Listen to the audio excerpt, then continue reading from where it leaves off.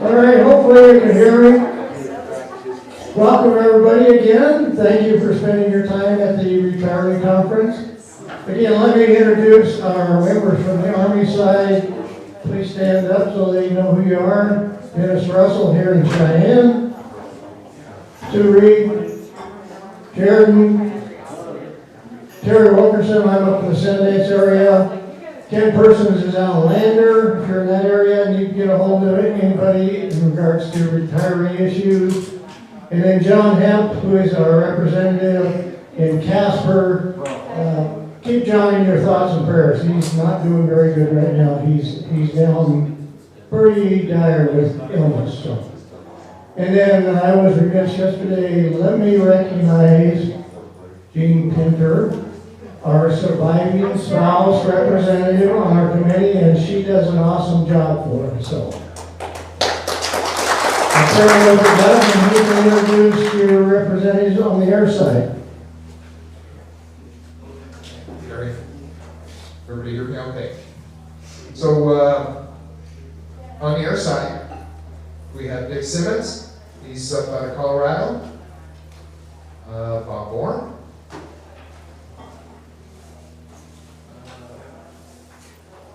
Everybody else, stand up so I can see you. Oh, there's Dick Morrison, he's there, and Lila Howell, and myself, of course. Once again, please, we've got critique sheets in your folders. Please make sure you fill that information out. That's how we try to improve on these things every year. Kent does a great job compiling all that information for us, and then we make him go fix it. So, also, like I said last night, you guys in the maroon shirts, please give us your comments and let us know how we're doing. Okay? So with that, we don't want to waste any time today. I'll turn it over to Ken. Well, good morning, everybody. We're really fortunate to have a relationship with Sam Shumway, with Aarp and Brett. I'd like to give them a big round of applause real quick. They've been sponsoring our, I think Sam and I were just visiting, they've been sponsoring us here for the last 8 years, providing our meals and stuff. And we always let them kick off the conference because the highest bidder gets the first word, I guess. So, Sam, I'll go ahead and turn it over to you. I'll go ahead and flip the slides if you want me to for you. Thanks, Ken. Highest bidder. That's exciting. So, yeah, we've been doing this for going on 8 years, and this is kind of my 5th year. We took a break last year because of COVID, and we weren't able to come and be part of it. And did you guys do it last year? Did you do something virtual? No, yeah. We were also, Ken and I were also talking that we've had to kind of cancel a lot of events. So it's good to be here. It's good to be with you all again. It's a great group. I was sitting down there looking at this slide, and you could read this one of two ways. It's AARP is going to come and talk about fraud prevention, or we're going to come and talk about AARP fraud. Like, we are defrauding people. It's the first one. It's not the second one. But we're going to be talking about fraud, scams, those kinds of things. And this is a really important topic, and it's a really interesting topic. And so With that, let's jump to the first slide, Ken, if we can. This is kind of the agenda. We're going to talk about, and just so that you know, there's a whole universe of scams and different ways that people are going to try to take advantage of you and take your money or steal your identity. We're going to talk about a couple, but there's a lot. The two that I want to talk about are tech support scams and government imposter scams. And then I want to talk about some resources. AARP has some really good resources to help you protect yourself from fraud and scams, and they're all free and they're all really, really great. And then we can take questions. Also, at any time throughout this whole thing, if you have questions, just raise your hand or holler or whatever, and we'll answer your questions. I forgot to introduce myself. My name's Sam Shumway. I'm the state director for AARP Wyoming. I've been in this role for about 5 years, actually 5 years this last month. Grew up in Wyoming, live here in Cheyenne with my kids. I've got 5 kids. My oldest turns 22 this month, and my youngest is 10. So that's I practiced law in Wyoming for a number of years before I became the state director for AARP, and I really enjoy it. It's great work. So with that, let's jump into the first slide. So let's talk about tech support scams, and it's important to understand kind of how they work. Essentially, and we're going to get into sort of the underbelly of these things and how they actually work and what the people, how they're doing these. But you're on your computer, you're sitting there minding your own business, checking your email, whatever, navigating, watching YouTube videos of cats or whatever, and a pop-up comes up on your screen and says it's tech support. And it looks legit, it looks like Microsoft or whoever. It says they found a virus on your computer's been compromised, and you need to give them access to your computer so they can either remove the virus or malware or whatever it is and fix it for you. And there's always, there's more to it than that, but they're going to charge you some money to fix it, whether it's $19 or $2,000. They're going to charge you something to quote-unquote fix it. Can we jump to the next slide? So this is what those, and some of you have probably seen these before. They're pretty common. You're just surfing through it, all of a sudden something like this pops up. And it looks legit, it looks scary. Suspicious activity detected on your computer, contact a live technician now. They always have a toll-free 800 number that you can call to talk to one of their live technicians. Something like this. This is called, in the computer world, the blue screen of death. And sometimes when your computer freaks out and breaks, this is going to pop up. But you can see up here, this is showing up in a browser, an internet browser. The blue screen of death, while it's terrible when it shows up, is your whole computer screen. It's not showing up in a browser, but it mimics that. So you think, it's something maybe you've seen before. You think, okay, this is legit. I've got to immediately rectify this issue, prevent data loss, call our support at this number. Can you jump to the next slide? Okay. We talk about how to protect yourself from these, and we're going to talk about how to detect and protect yourself from these scams. We talk about that a lot, actually. What we rarely talk about is the people that are running these scams. And there's reasons for that. One, they work in the shadows. We don't know what they look like. We don't know where they are generally. We always kind of assume there's somebody, in some basement somewhere in, Nigeria or India or somewhere like that, and it's a sort of a criminal operation that, is very much sort of dirty work, and who would be involved in this is sort of how we think about this, because these are people who are stealing money. They're criminals. The AARP Bulletin, and some of you may have seen this if you're AARP members. AARP has a magazine that we send out every 2 months. We have a bulletin that goes out monthly that has information about our advocacy work and some other things. This last month's special edition, it was a special investigative report called Inside the Fraud Factory. And I read this and I was fascinated. It was one of the most interesting things that I've read, and kind of scary too, that I've read in the AARP Bulletin, because what it does is it looks inside one of these operations, these scam operations that are running these tech support scams. And I was just shocked at how sophisticated and what exactly they look like. And so if you can go to the next thing, and we may have to, let me see if this will play on here. I might have to, yeah, we're gonna watch just a short video. So the investigative report worked with a guy that calls himself Jim Browning. That's not his real name.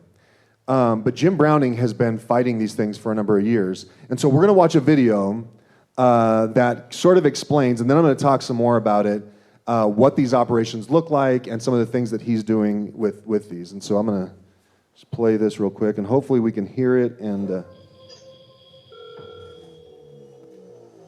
reason why I'm calling is, I don't know if you're aware, but the whole thing is a scam. I can see that the scammers still have access to your computer.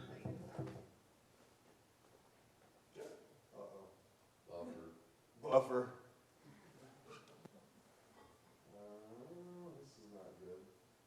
This is the way their scam works. He fights back against robocall scams and track. I'm going to pause it for just a second to let it buffer for a second. Frauds across the world. Can you turn your computer off as soon as you possibly can, please? He's not a detective, he's not a cybersecurity professional, but he is a tech-savvy engineer who's been turning the tables on robocallers and scammers. I don't know how much you bought, but just stop right now. $2,000. And then he took my $17,000 out of my account. I'm going to try and find out exactly who they are, and eventually try to get something done about them. He's known on YouTube as Jim Browning. There he posts videos of real-time tech support scams, refund scams, Irs scams, and many other techniques used to defraud people out of their money. On his YouTube channel, he turns the tables on scammers and exposes their methods, and has gained a worldwide following of more than 3 million subscribers. Yet for all the acclaim, the man is totally unknown. His name is not Jim Browning. Here's where he works.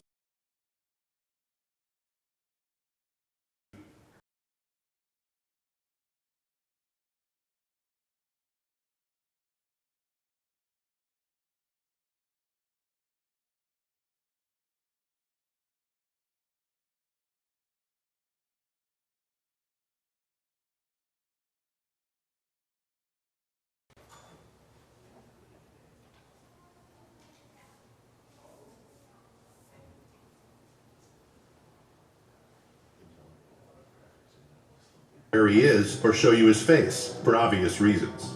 He's helped lead authorities to fraud boiler rooms, resulting in the takedown of major operations. The scammers would like nothing more than to expose him.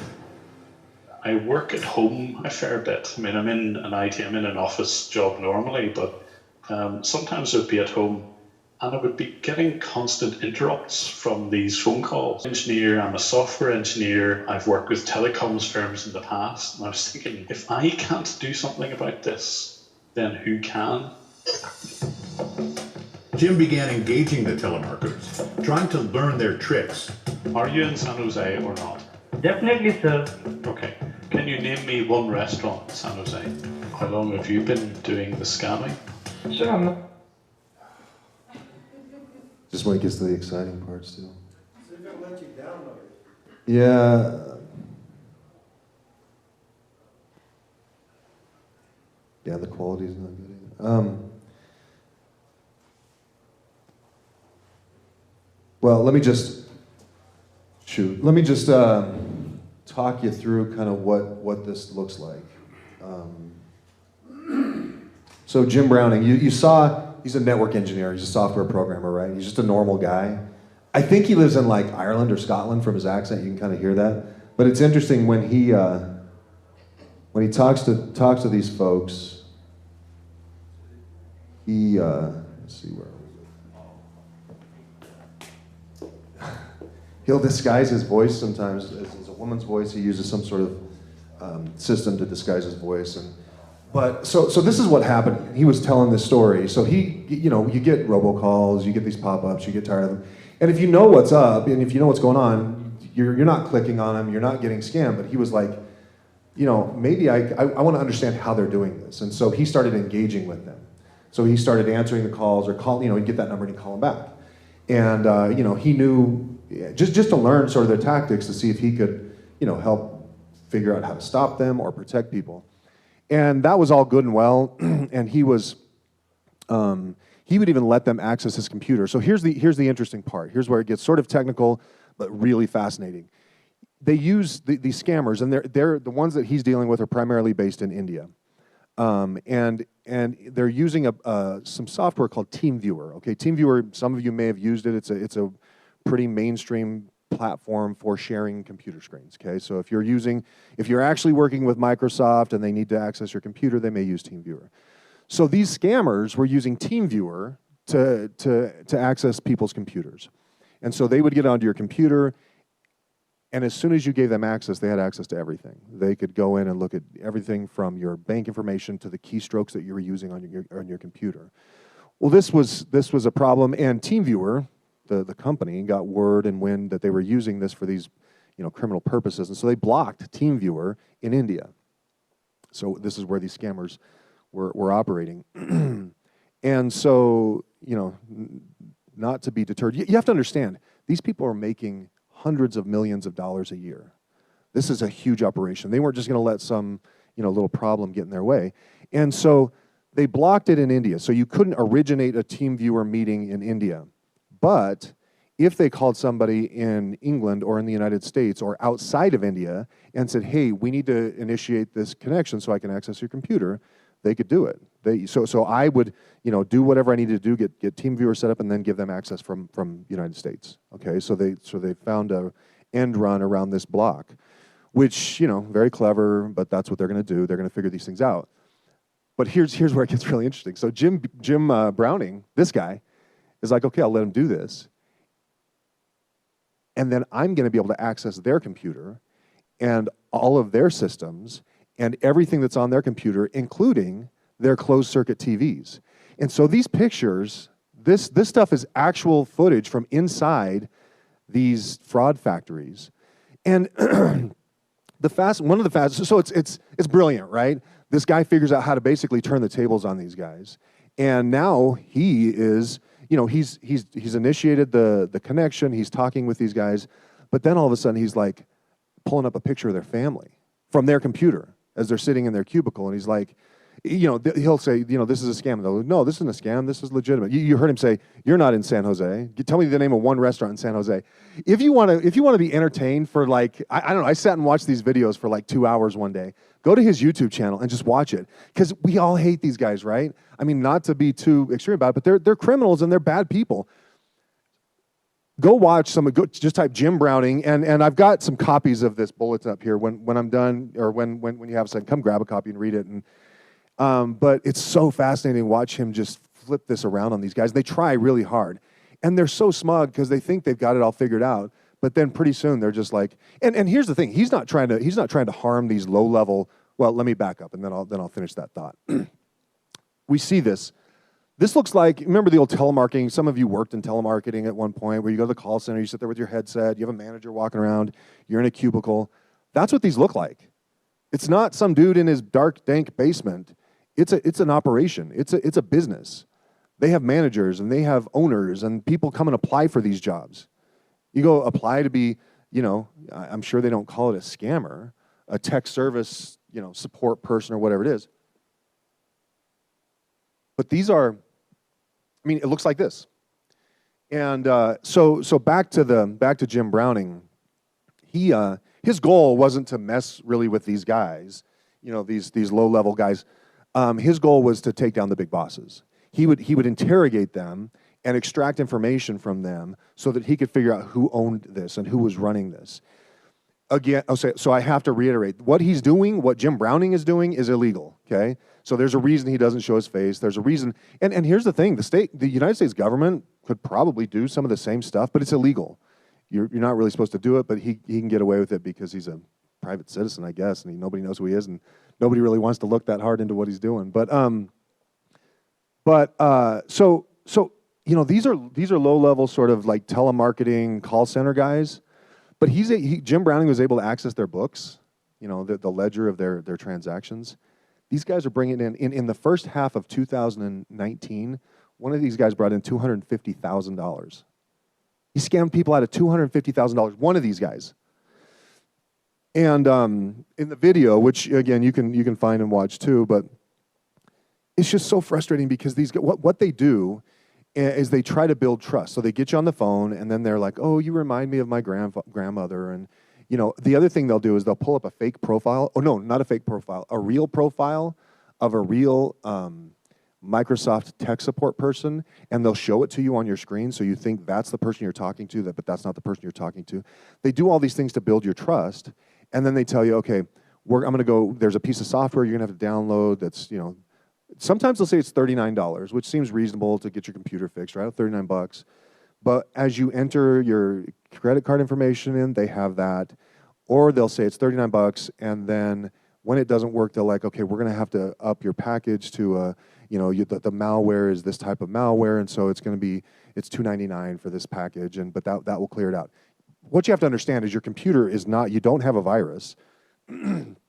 You've clicked on something and allowed them to have this pop up, but your computer isn't necessarily compromised. Yeah, and the software that they're having you download isn't virus protection software. It's not going to come in and clean your computer. It's a fake piece of software. So anyway, fascinating stuff. So can you jump forward? Yeah, no, right there, perfect. So here's the thing. How do you protect yourself against these? And I bet most of you, a lot of you, if you sit in front of a computer, you've seen these, and you know what to do and what not to do. But let's just go through some do's and some don'ts, and then we'll talk about some government imposter scams. What's my time? Okay, I'll go about 10 more minutes. So if you get one of these, and here's the thing too, they'll call unsolicited sometimes. They'll just call out of the blue and say, hey, I'm with Microsoft. I've been watching your computer on our networks, and you have a virus, and we need to get it taken care of. If you get that call, hang up, don't engage. Microsoft isn't going to call you unsolicited and tell you have a virus on your computer. Okay, so if one of those things pops up, here's the thing that's tricky. Most of the time, or a lot of the time, you can't just close it. They set it up so you can't just click on an X and close it and make it go away. So how do you make it go away? What you don't do is click on something that says click here to get more information. You don't click on anything. And this is what you hit: Control, Alt, and then Delete on your computer. And when you hit Control, Alt, Delete, then that pulls up the task manager, and that allows you to find your browser and shut it down, okay? So when you do that, that should close out your browser, that you shouldn't have any other problems with that. If you've clicked on something, here's the thing. You may have allowed them to download some sort of malware onto your computer that's going to have that thing popping up all the time.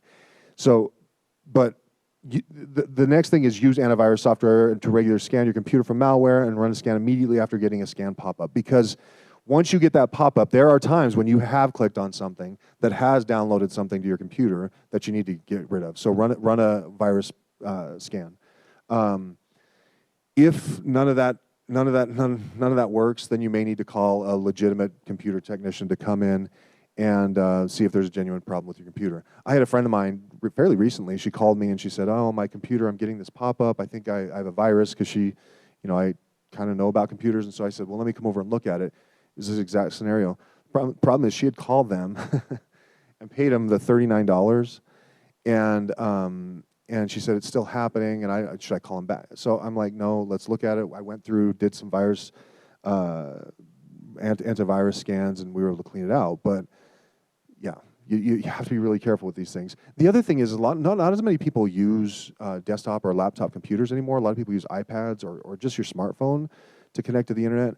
They're moving into that space, and they will. They're not going to, as soon as the use of desktops and laptops becomes not as profitable, they're going to transition into other devices that we use. Contact your credit card. If you've given them a credit card, contact them. You all know that. Don't give remote access to someone who calls you out of the blue, or to this scenario. Just don't. The other thing, this is true of a lot of scams, and you've seen this. You'll get these robocalls, or you'll get calls from somebody wanting to sell you an extended warranty or something like that on a car that hasn't had a warranty for 40 years, or you just bought 3 days ago. And they'll have a local number. They'll have a number from Cheyenne or from Casper or something like that. It's easy to spoof phone numbers. Don't think just because it's a Cheyenne number it's a Cheyenne person. It's very easy to access a Wyoming number. Don't call, goes without saying, don't call that number on the pop-up. It's a scam. Don't call the number. Don't click on any links in the pop-up, even to close the window. I mentioned that already. Don't buy security software from a company you don't know. And here's the thing too.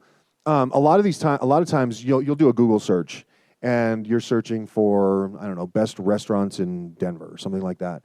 And you see a bunch of results. You click on one. There are ways to sort of push you into these fake sites, these sites that are going to run these scams. If this happens and you do everything right, you shut it down, you open up your computer, everything's fine.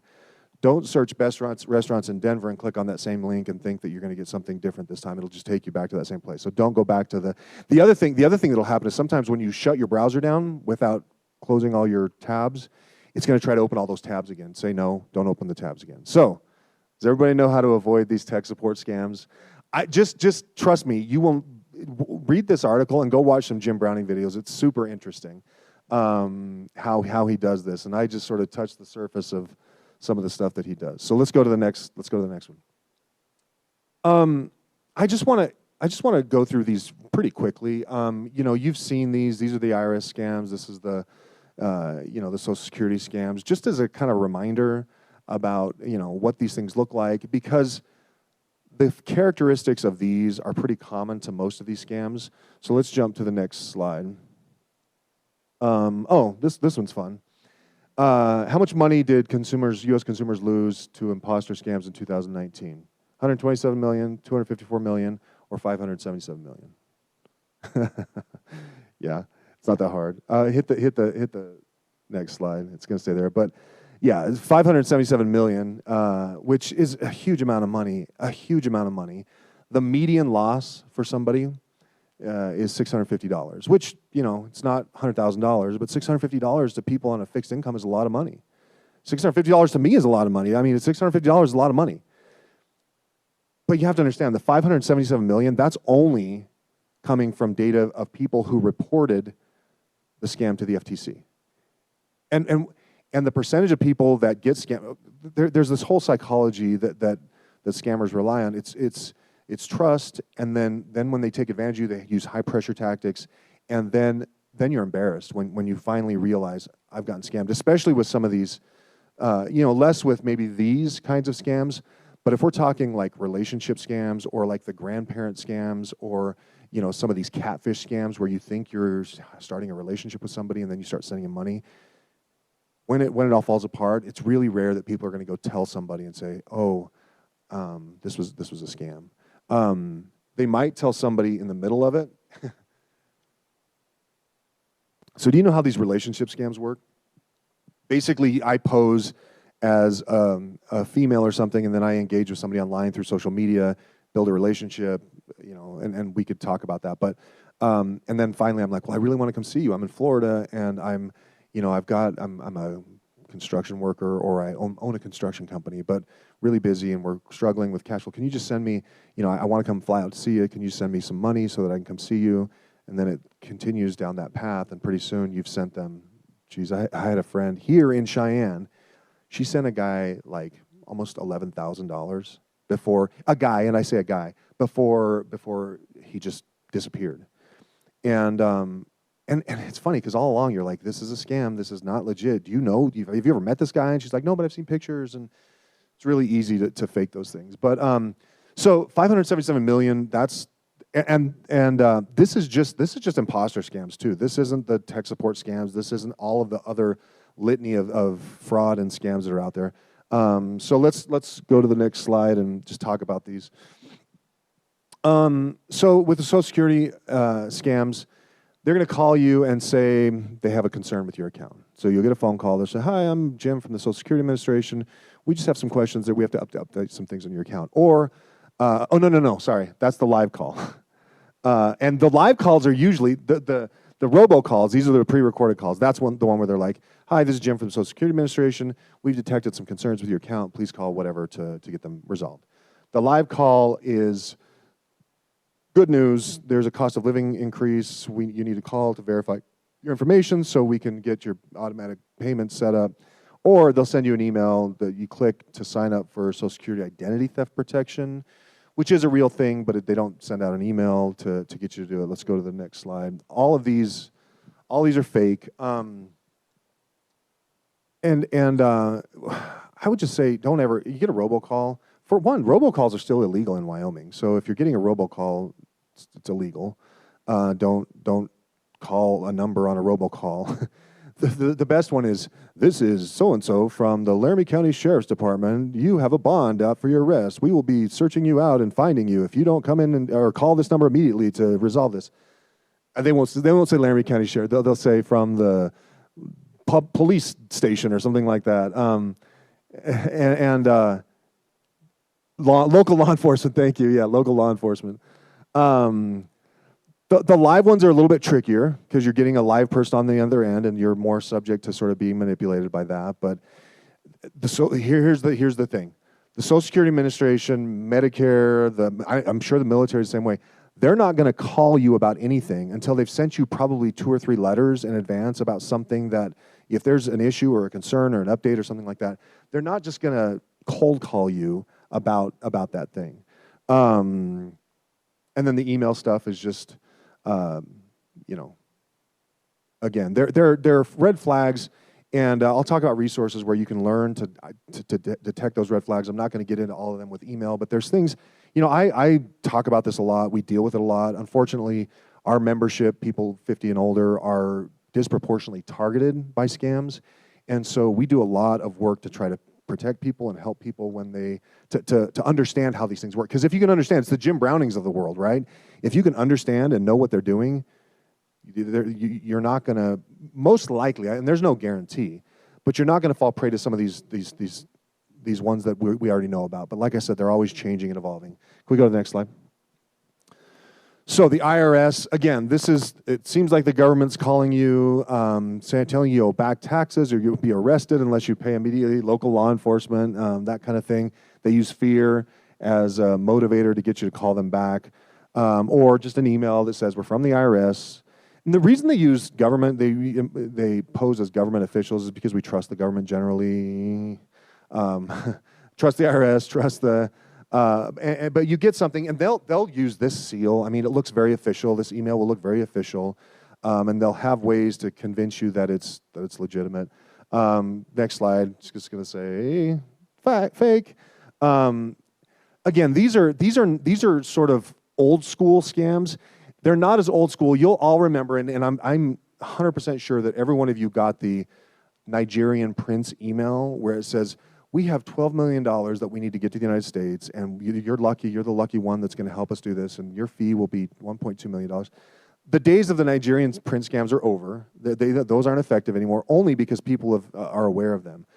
But the days of scamming are alive and well, and they're changing, and it's social media, and I could do a whole thing about social media. Just be really careful what you put on social media. Here's an interesting one. One of the latest scams is vaccine cards.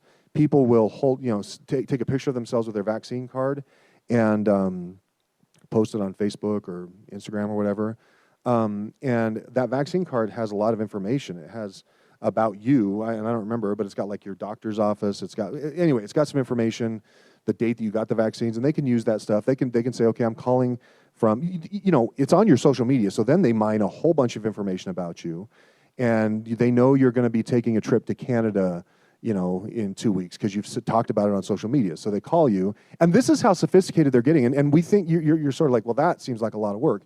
It's not. You just browse through a social media page, pull some facts, call them up and say, yeah, this is so and so from North Star Pharmacy, and we had an issue with your vaccine. We need to just collect some information, and you're going to believe that, right?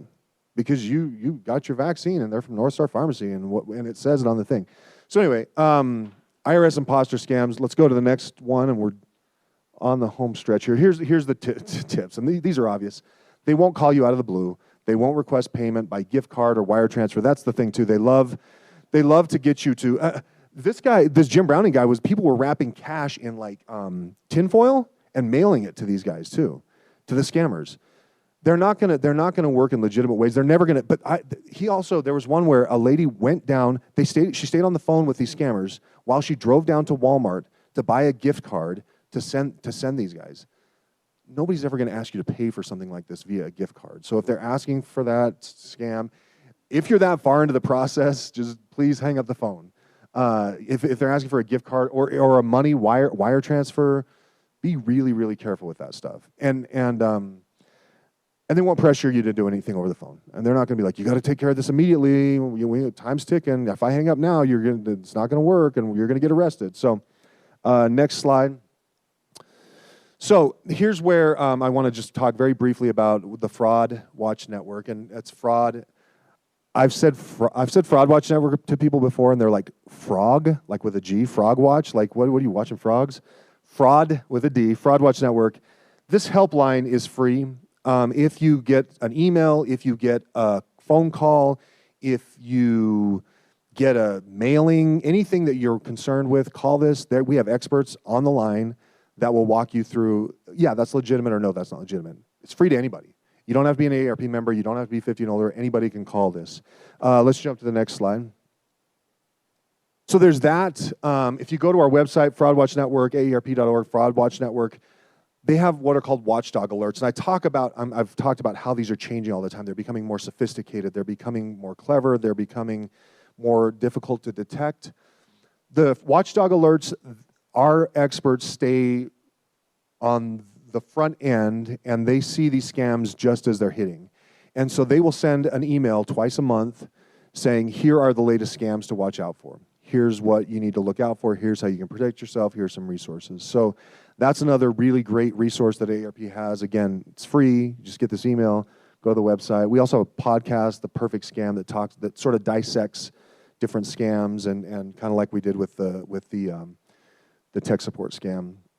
There's a scam map that you can look at to kind of see what's happening in our area. But there are ways to to protect yourself. You're not gonna completely protect yourself from being the target of a scam. You will be. You have been. You probably will be before Monday. I'm sure you have stuff in your email junk box right now that's a scam. But you can protect yourself, and you can learn to identify these red flags that aren't just the poorly worded Nigerian Prince email. They're more sophisticated, but you can see them. You can recognize them. So the Fraud Watch Network is amazing. I would encourage everybody to go and check it out. Sign up for the Watchdog Alerts. One more thing, if we can go to the last slide. Here in Wyoming, we are doing a series of events. It's called AARP Money Milestones. This is the December events are going to be talking about fraud and protect. And when I say events, they're virtual. There's a webinar, and we're also doing a teletown hall where we dial out to our members. But these are going to be really, really great. We have local Wyoming experts, attorneys, bankers, financial folks, talking about issues, money issues. In this month, it's going to be on Save, where you look at mapping out your financial milestones and tackling debt. October, we're going to be talking about investing. How to find the right investment manager, where you should be investing. Should you be buying Bitcoin? Should you not be buying Bitcoin? I don't know. That popped in my head. November, we'll be planning. We'll have lawyers on that will talk about estate planning. Where are you on track? Do you have the right trust, estate plan documents, wills, whatever? And then December, we'll be talking about scams, how to protect the money you've earned. Can you guys do me a favor real quick? This is a test. So we just have launched this.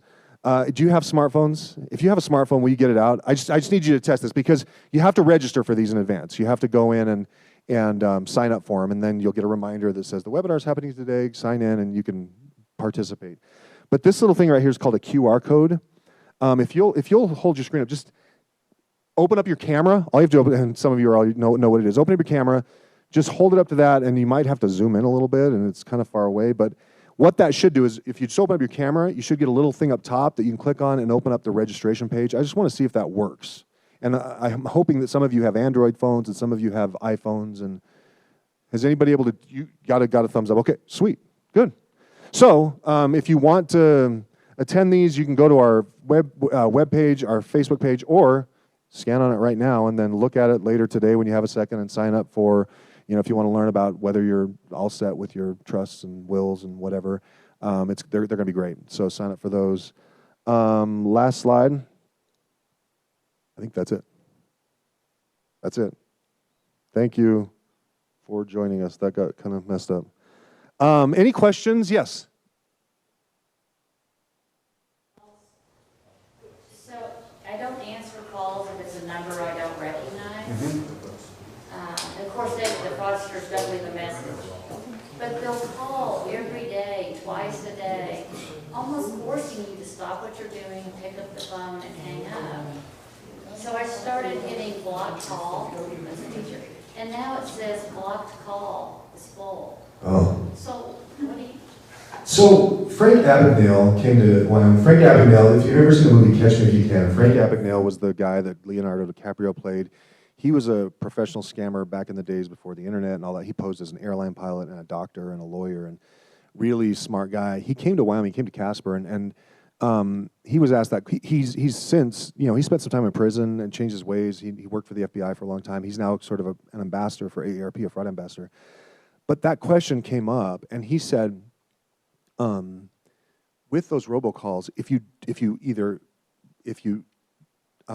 don't answer them, if you just pass them through to voicemail, what that does to the system, the machine that's doing these robocalls, it says this is a legitimate number because it goes to your voicemail and you're like, hi, this is Sam, leave a message after the beep, and so it says this is a legitimate number.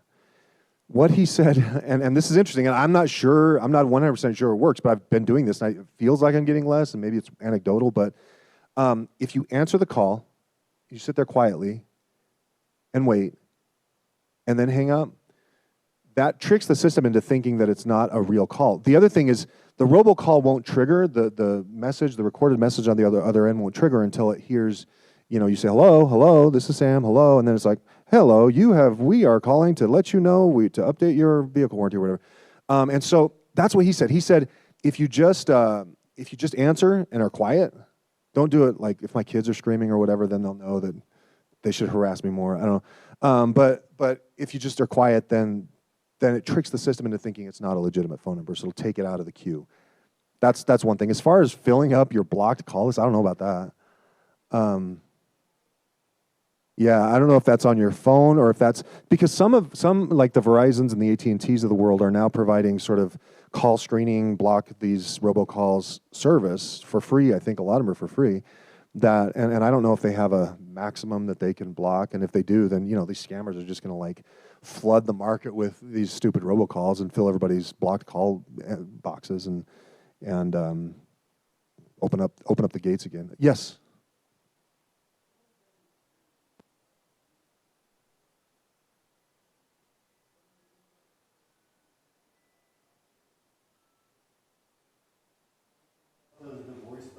And then it does what you said.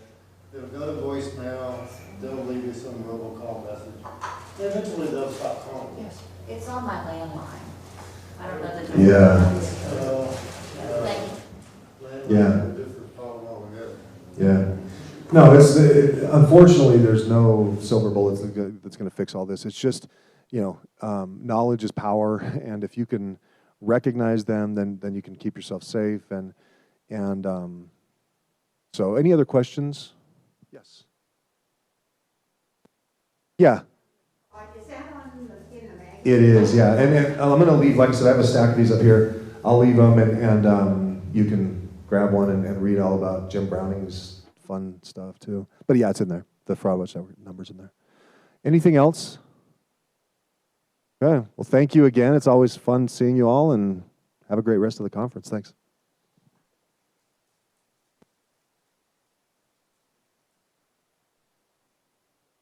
So next on the agenda is survivor benefit information. Mr. DeBono, who is our outreach person from the S-First, just had hip surgery, so he wasn't able to make it today, and somehow I didn't get their slides. So we talked a little bit about that last night. Is there any questions I could answer concerning survivor outreach? Hearing none, Bart, I see you're in the room here, and instead of giving you 2 minutes, I think I can give you half an hour today.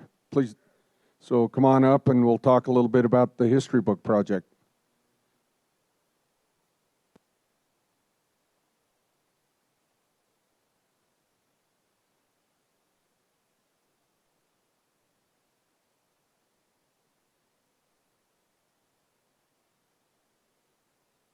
think I know some of you.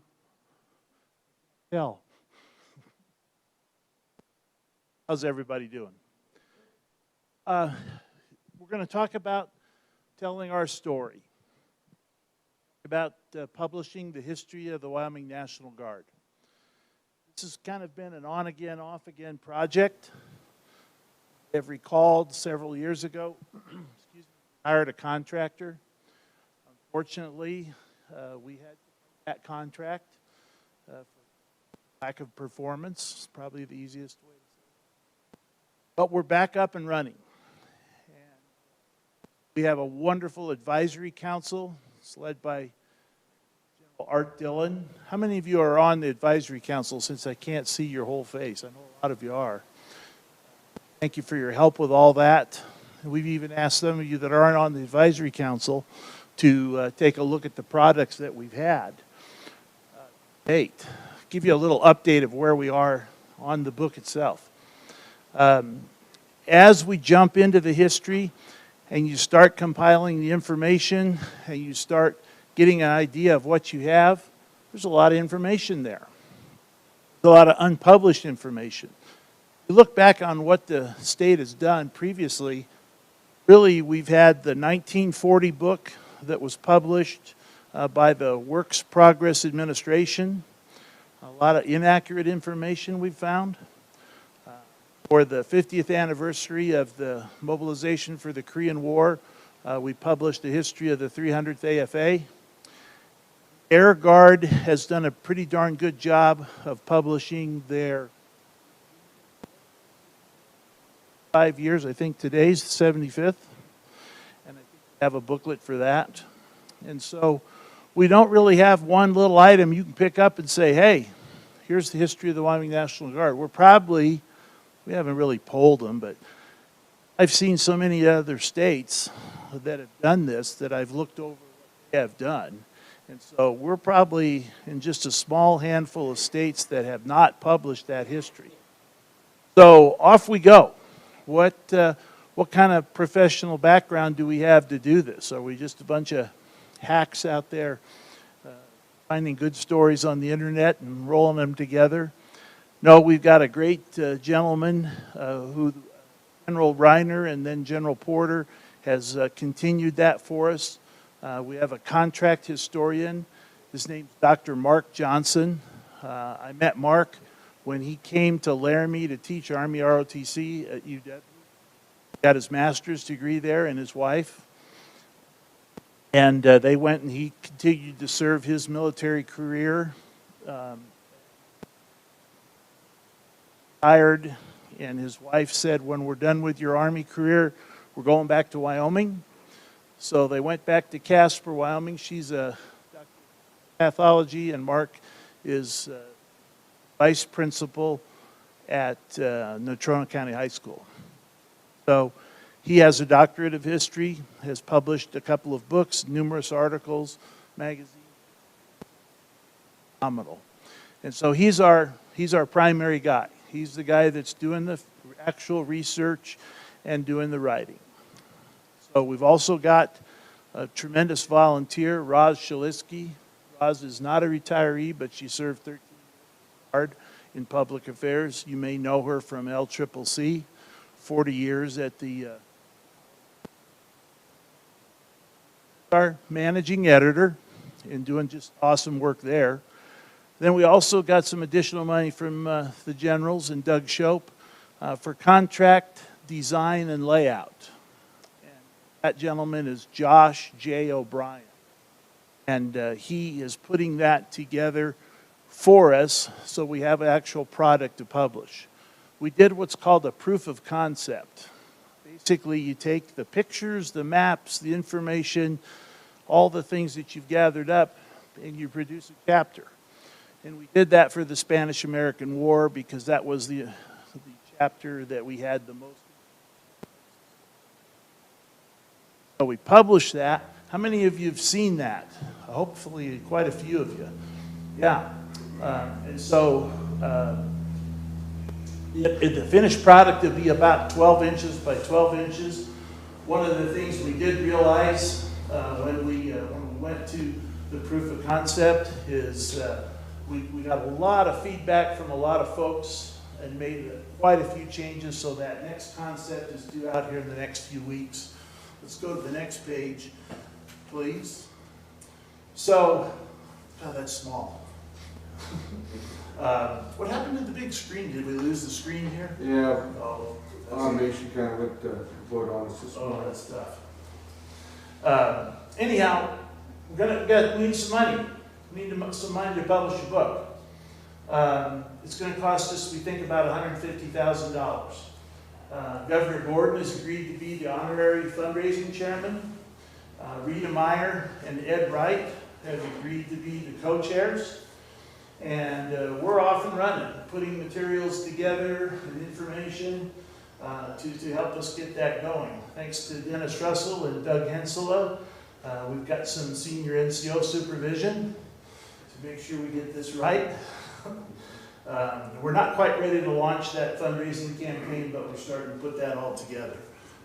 Who else we got in there? Oh, we're looking for a legal advisor. Next page, please.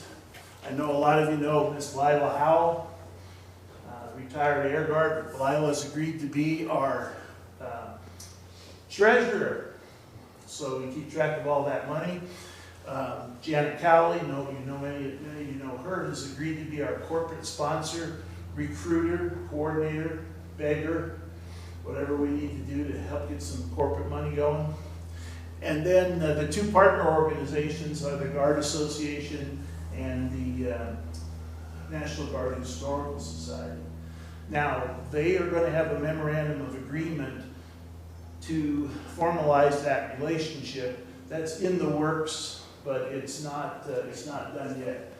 Colonel Chris Smith, and many of you know him as the JAG in uniform, and now he's a Title V civilian. He's agreed to help us do that on a volunteer basis. So that's pretty good. Next one, please.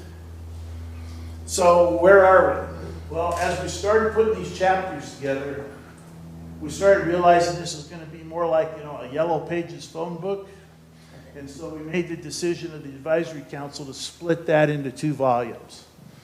Volume 1 will be from the 1860s to World War II. Volume 2 will be post-World War II to the present day. And so our goal would be to publish Volume 1 in the spring of next year. Except we have a little problem, and it's called COVID. COVID has shut down the National Archives. And for us to properly do this project, we need to get into those National Archives and pull those documents. Now, we know they're in there. We actually have an appointment in 2 weeks to meet with a reference archivist. Dr. Johnson's flying out to DC. They closed it this week. They reopened on a very selected basis, and they closed it again. Now, we think he's going to be able to get into College Park, Maryland, that facility, but that could close too in that same manner. The Advisory Council made a decision. We're not going to publish this book until we have the material from the National Archives, because it is of such value. So that could further delay the publication. Then the follow-on goal would be to publish the second volume in the spring of 23. We have pretty much all the chapters in Volume 1 drafted. Now we start putting together the photos, the maps, the drawings, the diagrams, all the things that support that. We found some amazing things. We have video from the National Archives film library that shows the 148th Field Artillery receiving their battle streamers for World War I in the town of Hur, Germany in 1919. I didn't even know they had motion pictures at it. So that's just going to be really cool. A complementary project to this book. A lot of retirees have had a vision, especially Bob and Beth Holmes, to have a timeline someplace that shows the chronological history of the National Guard. Well, General Porter and General Reiner and Doug Schultz said, yeah, let's do it. So We have the contract and design guy on retainer to do that based on the information we pull down for the book. And so if you go out on break and you see this really long naked wall out here that has some lights on it, that's where it's going to go. And so that's kind of a complementary project that we'll be working on as we move forward with this thing. But as I said, we're basically on hover around the National Archives, trying to get into there. Next one, please. Fundraising team, we've talked about that. We're going to try to partner with a private business. There's two big things we need to do. We need a database coordinator, and we need to keep track of the money that we raise and to say thank you. And we think that a private organization could help us do that. Y'all remember the honor flights? We took the World War II vets back to DC. We had a perfect partner, McGee, Herman Pies.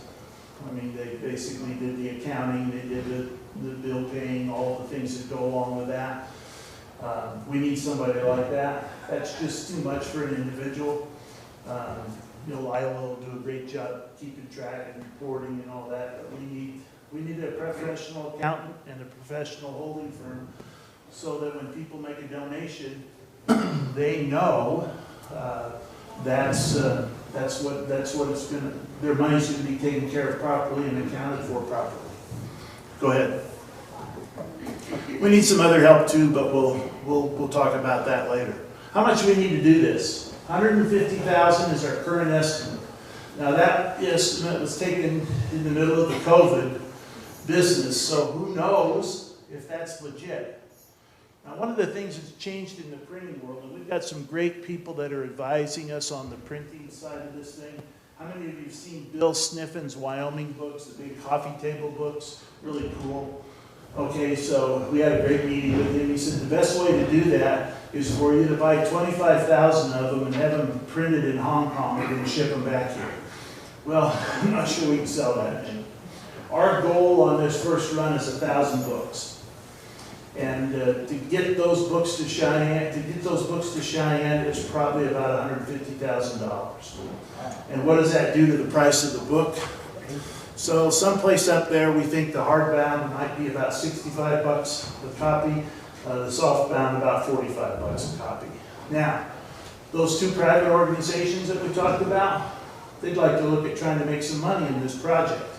So they'll have the opportunity to set the price. So we'll see how much they want to add to that cost so that we can get the book into folks' hands. Advanced purchases, we'd like to maybe do something like that. 2 for 1. If you pay for the second volume now, there might be some kind of discount available to you. Haven't worked out all those details yet, but we're talking about it. Doug Shope and his crew over here in the state, they're going to buy some books. The problem when you buy books with state money, if you sell those books, the money has to go back to the state general fund to fix delineator posts on the highways. And so that doesn't really help our private organizations. But they're looking at purchasing some books. They're looking at purchasing some books and using them for maybe putting one in every library in Wyoming, putting them at the high schools, the community libraries, the community colleges, University of Wyoming. So that would be a good use for those books that the state buys. That's also kind of in the mix there too. How much is it going to cost us to do this timeline out here? So that's another aspect of that. Go ahead. How are we going to raise the money? Really kind of two ways that Rita Meyer is very good at raising money and has a lot of experience at that. How many of you received more than 5 requests for money in the past 2 months? Well, everybody. Okay? So how many of you get tired of receiving those, especially the ones It's like the Dennis and Doug, the ones that look like it's a handwritten note to you, but we know it's a computer. It's kind of like that's kind of a scam a little bit in my opinion. We're trying to put together a brochure, a letter from the governor and the 2 co-chairs, and a pledge card and a return envelope. And we would hit all the people in that database one time and say, this is it, we're not coming again, we're not sticking our hand out again, we're coming one time. Get your checkbook out. And so be thinking about that and how much you'd like to invest in this project, because we're going to need your help. We're also going to need some help on a thank you team. I'll go back a little bit here.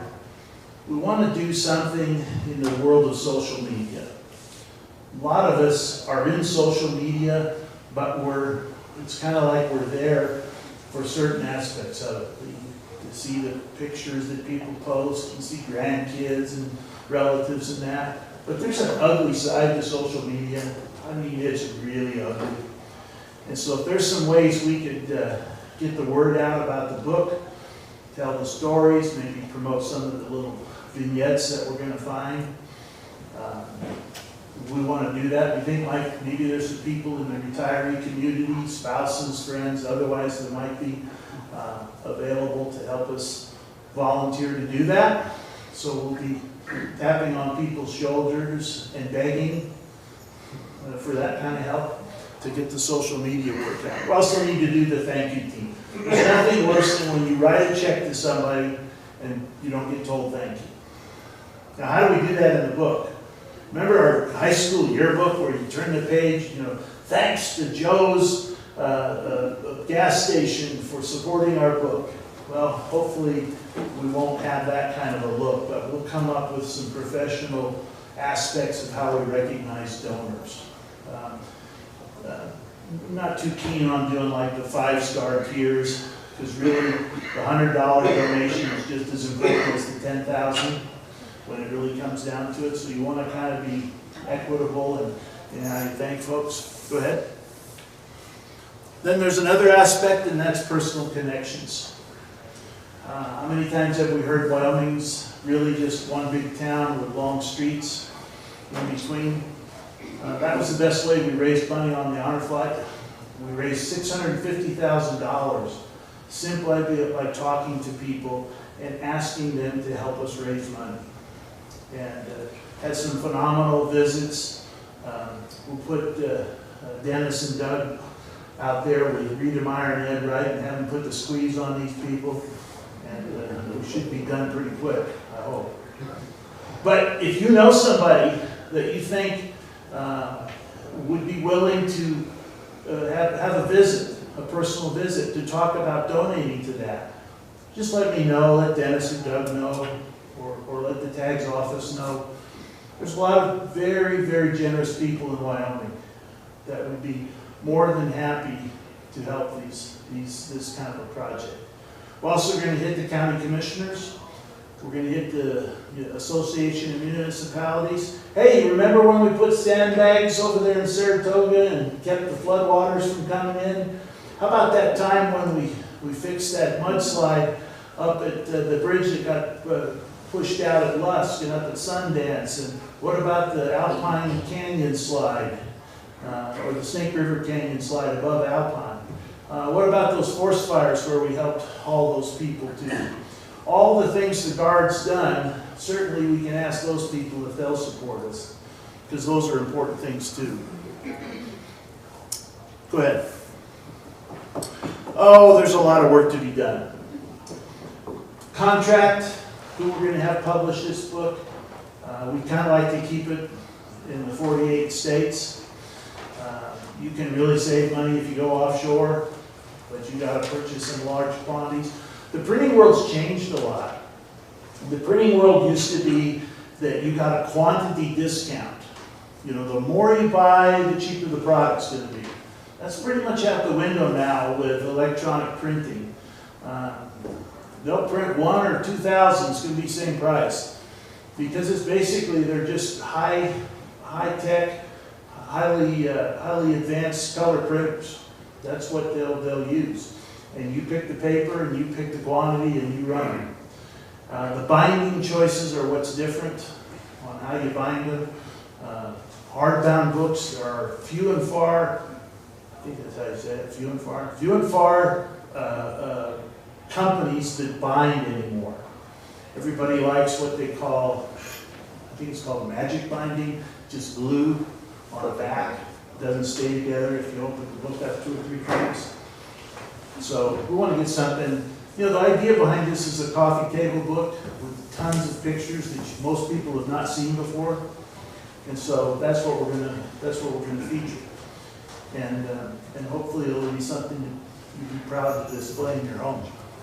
Sales, oh boy. Well, we know most people in Guard are going to want it, but how do we get to them? Remember, we're going to do this as a private organization, the Guard Association and the Historical Society. So we have to be careful of all the ethics rules and things that go along with that. We don't want anybody going to jail over printing a book. And so we'll work with those things to make sure we stay within the legal parameters of that. Go ahead, Ken. Distribution. How do we get it out to the different armories? How do we get it out to the different folks? How do we get it down to all the Air Guard people that live in Colorado? You know what I mean by Pony Express delivery. Hey, do you know anybody going to Sheridan? How about taking a box of books up there? The old Sergeant Major so-and-so or Chief Master Sergeant so-and-so, and get the books out there. So we got some work to do there. Let's keep rolling here. Some grant opportunities. There's some grants out there that we can use that we'll apply for. Got some ideas on who can help us apply for those. That'll help. There's a draft of the logo that we thought we'd use for the fundraising, but we had some suggestions this week. We're going to probably change that bucking horse out to using the Minuteman with the crossed flags. So we got our design guy working on that, and hopefully we'll launch with that here pretty soon. Go ahead. Oh, lots of coordinating actions. How we recognize the donors and sponsors, the general fund books. You know, the military department is supporting us tremendously with copying and mailing and research fees. You know, we're trying to get a picture from the Washakie Museum up there in beautiful Worland, and we need to pay for that.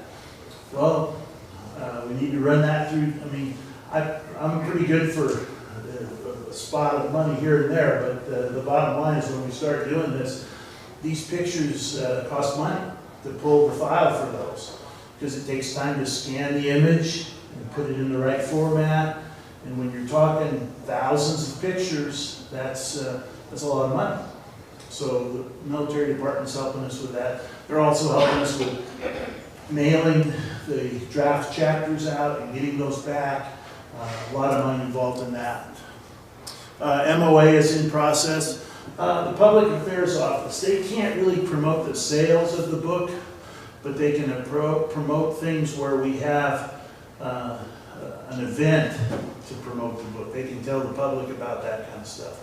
They got to tread lightly on those things. We don't need those guys getting in troubles. We'd like to do some kind of a book tour when this thing's ready.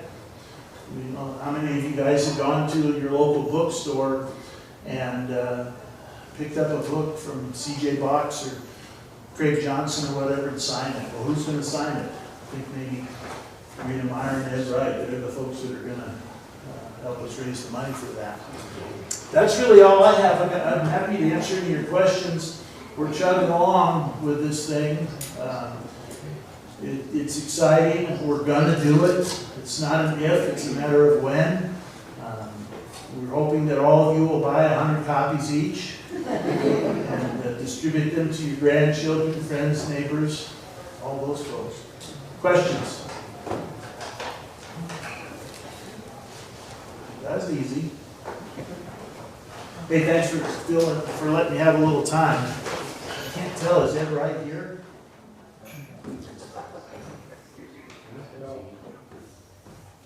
All right, if you have any questions, you talk to me, I'll be around. Thanks. Appreciate you filling in for us when we had some issues. Yeah, let's give him Bart's been very passionate about this for, I think, since he was working on that when he was the director of the Veterans Commission, and just continues to work on that. I'm sure he's spending 40 hours a week at least on his own time trying to make this thing work. If we get Dr. Johnson into the National Archives, I think we're going to get this thing rolling though. So I sent Bob Bourne to get Kent out of the kitchen. I want to have him come in and I want to recognize him for what he's done for us, and also talk a little bit about what they can do for you in both the catering and what their business plan is here for Fuel Cafe here in the building. So if you just stand by for a minute, and then we'll go have a break and come back, and hopefully the 9/11 memorial service is done and stay on time. So I'll turn it over to Kent.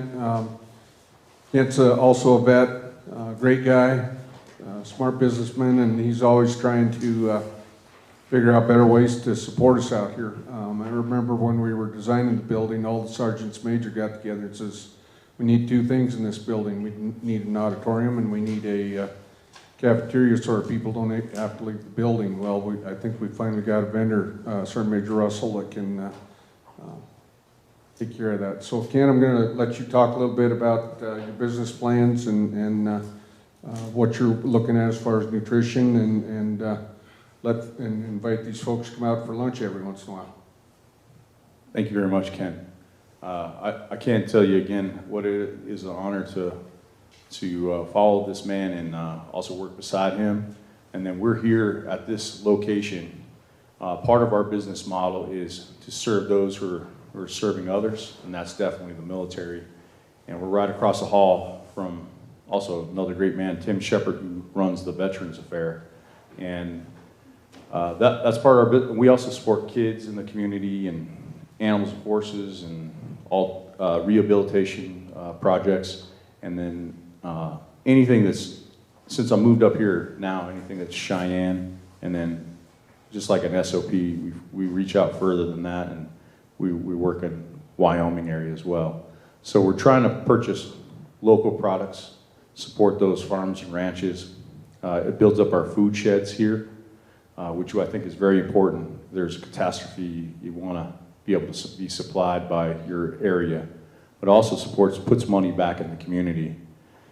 Our dollars that you spend at our restaurant go to some nonprofits. Also, if there's a veteran that comes by that can't feed themselves, we bring them in, honor them, and don't make them feel like very low. We honor who they are. We take care of their meal for them. Your money also goes to the local community. We're about 65%. We're trying to get to 80% just money spent locally from our restaurant. We made a business model. Our catering right now, we cater throughout the country, and that still supports our restaurant. It's called Fuel Cafe for one main reason is we believe in fueling your body. So we don't have preservatives in our food. We're doing almost everything from scratch or getting from local artisans that do from scratch. So we have a really low shelf life for it, but it's fresh food for you. And we're giving you another alternative out there through this COVID time. What really survived was the fast food industry. I apologize for any of you that might be franchise owners of fast food. Congratulations, you did really well last year. But we're trying to give people that have different dietary concerns, you know, they're interrupting our food chains and the food supplies. And so we do some of the thinking for you. We try to buy local, organic, heirloom if we can, heirloom products. And then we cook with our seasoning salts, and seasonings are broken down into individual spices so that it's not causing allergic reactions for different people. And when we do catering, we're happy to deconstruct everything so that we make it easy for everyone. And now this building and everyone in the community has really supported us through COVID. And now we have a great brand new walk-in cooler coming. It's gigantic, and we're hoping that we're able to open up our salad bars that we want to and provide that. And know that the troops that follow behind you, we're trying to serve them too. The TAG has been fantastic by supporting us. We're trying to sign a contract so that we can serve, do all the catering throughout the state of Wyoming for the Army National Guard. And then we're doing our first event for the Major General of the Air Force Base here. We'll be taking care of him in 2 weeks' time for his icebreaker day at one of the silos, a big party. But they're looking for that same kind of thing to feed the troops well. You got to see MREs, you know, that were in the tin cans and so forth, and then they came out with the other packaged MREs.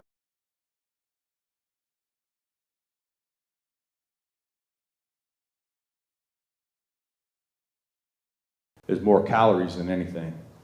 But now I think supplying the troops with food being changed at the molecular level before it even gets to our tables, you know. Now it's about sustaining you in the fight. So we're looking at different options, pre-made meals that help troops do what they gotta do.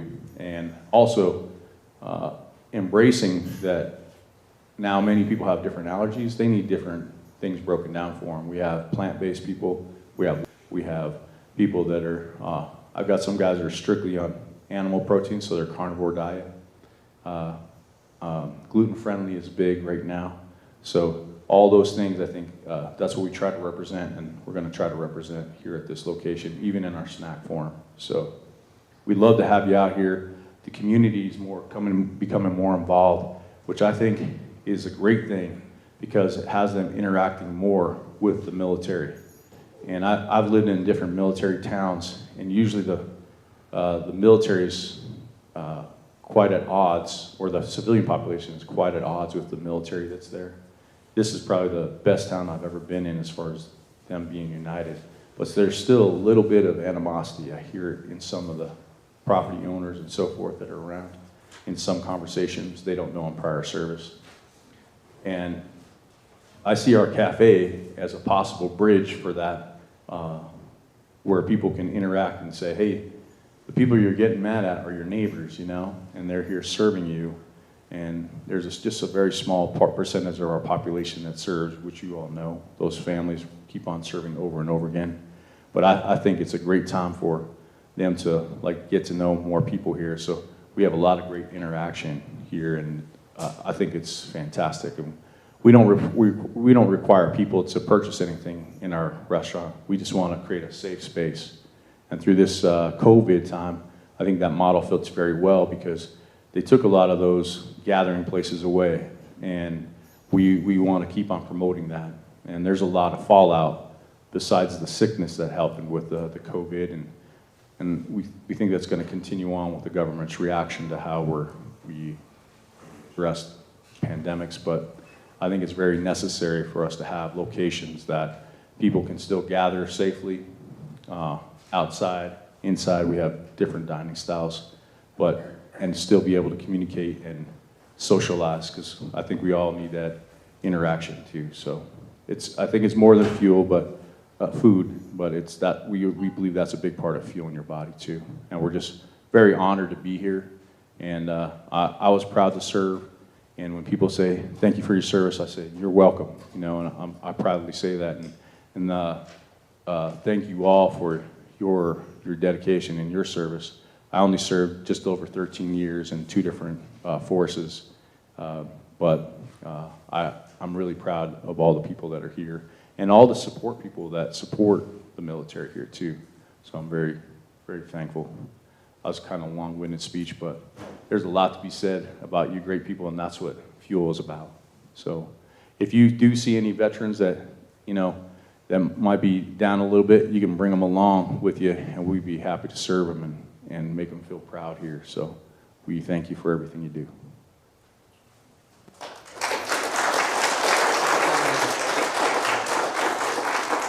So, Kent's actually done some things personally for me, and catered a couple of events. Anytime I ask him for help, he's more than willing to go above and beyond. So what I've got here, we actually have a Chiefs and Sergeants Major group, which is probably unique in the entire military here in Cheyenne. And for those of us who aren't authorized coins, we purchase them as a group and we present them to people that do good throughout the community and our soldiers and airmen. So, being you do good, Kent, I want to give you one of our coins, and thank you very much for all you do. Terry, Doug, you got anything before we go on break? All right, let's try to be in here. Oh, geez, that ran a little long.